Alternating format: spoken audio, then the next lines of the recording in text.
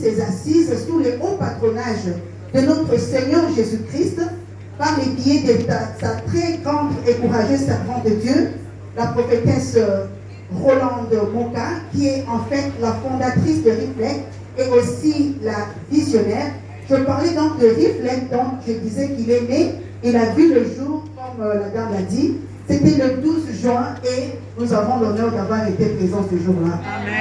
Donc le 12 juin 2020, Reflect est venu au monde sous l'initiative donc de la fondatrice et a réuni autour d'elle des femmes servantes de Dieu de Kinshasa qui étaient prêtes à soutenir cette noble vision et accompagner la fondatrice. Il s'est agi, je ne sais pas si elles sont dans la salle, en fait il s'agissait d'un révérend pasteur Esther Omari, la prophétesse Bienvenue Mbangika, la prophétesse Abigail Matundu, l'apôtre Ruth Mikuni et moi-même, votre humble servante Divine Banza. Ces éminentes servantes de Dieu s'étaient plusieurs fois réunies autour d'une table en vue de consentir leurs efforts, chacune dans sa grâce particulière, pour poser la première pierre de la construction de Reflect qui nous réunit aujourd'hui pour la toute première fois autour de cette grande convention internationale des femmes. Que le Saint-Esprit donc continue à arroser ces servants de Dieu qui ont accepté pour la première fois de venir en ces lieux pour pouvoir parler de Reflect et que leur ministère continue à prospérer au nom de Jésus.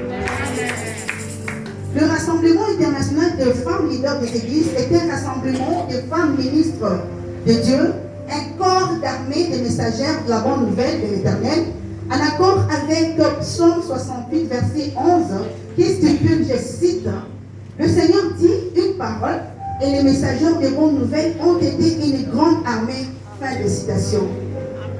La fondatrice de Reflect, prophétesse Rolande Moka, avait eu le temps de s'asseoir, le temps nécessaire de siéger dans les conseils divins en intimité avec le Saint-Esprit et avait reçu cette vision, je cite, la renaissance de l'Église par la femme. La renaissance de l'Église par la femme. Point n'est besoin de vous rappeler dans quel état et surtout sous quelle forme est l'Église d'aujourd'hui, l'Église de fin des temps. Mais le Seigneur qui a commencé cette œuvre, lui-même qui a donné cette vision, lui qui regarde dans le cœur de l'homme pour voir la personne qui lui est soumise, l'Éternel Dieu a vu le cœur de la prophétesse Rolande et lui a offert cette noble mission. La mission de réunir des femmes de toutes contrées, de toutes parts, en aussi grand nombre que le Seigneur les appellera, en vue de relever les valeurs renversées dans l'Église d'aujourd'hui. C'est une mission très défiante, mais nous savons et nous avons l'assurance qu'elle réussira, car Dieu est là-dedans, comme disent nos voisins ivoiriens. Dieu est là-dedans. Dieu est dedans. C'est comme ça que les Ivoiriens disent ainsi. Ainsi, le Reflect poursuit donc plusieurs objectifs, entre autres, réveiller l'esprit des leaders sur les destructeurs qui tuent la vision de notre Père Céleste au sujet de l'Église corps de Christ. Inculquer les valeurs morales et chrétiennes au sein de l'Église, préparer une équipe de générations futures de femmes leaders, soutenir la naissance des églises fondées par les femmes et aussi relever celles qui se meurent, créer un institut biblique pour l'équipement de futurs leaders et ministres, pour ne citer que cela.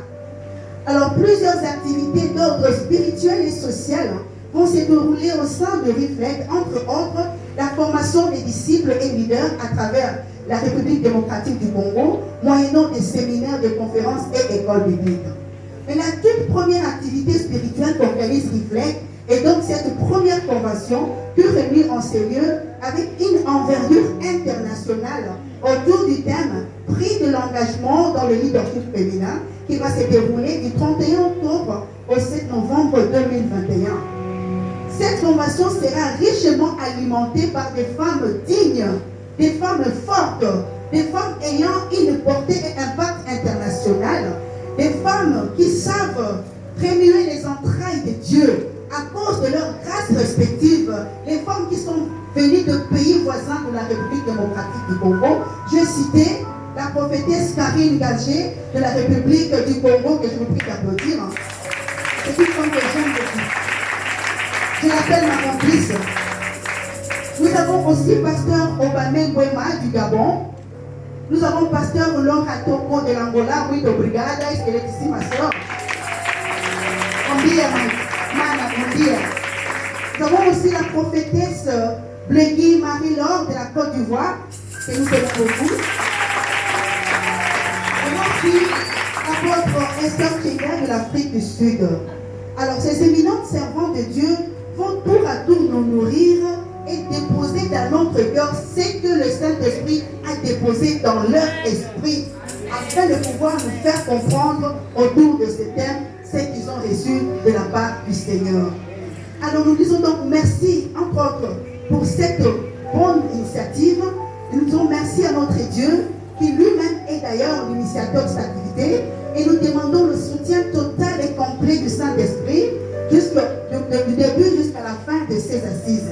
Ainsi, la puissance du Saint-Esprit va réellement régner en ces lieux. La puissance du Saint-Esprit va diriger toutes choses au nom de Jésus. Voilà pourquoi nous déclarons ouverte la première convention internationale des femmes africaines. Que le Seigneur vous bénisse.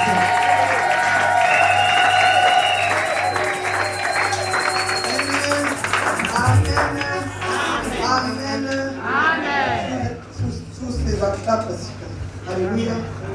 Nous voulons appeler la hôte de cette convention. Amen. Est-ce que vous pouvez m'aider? Alléluia.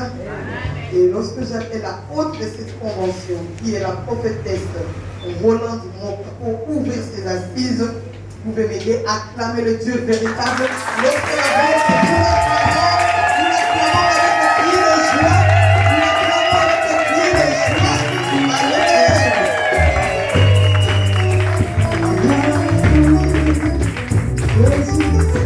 Gloire à Jésus, si les chants peuvent nous animer avec un cantique d'adoration.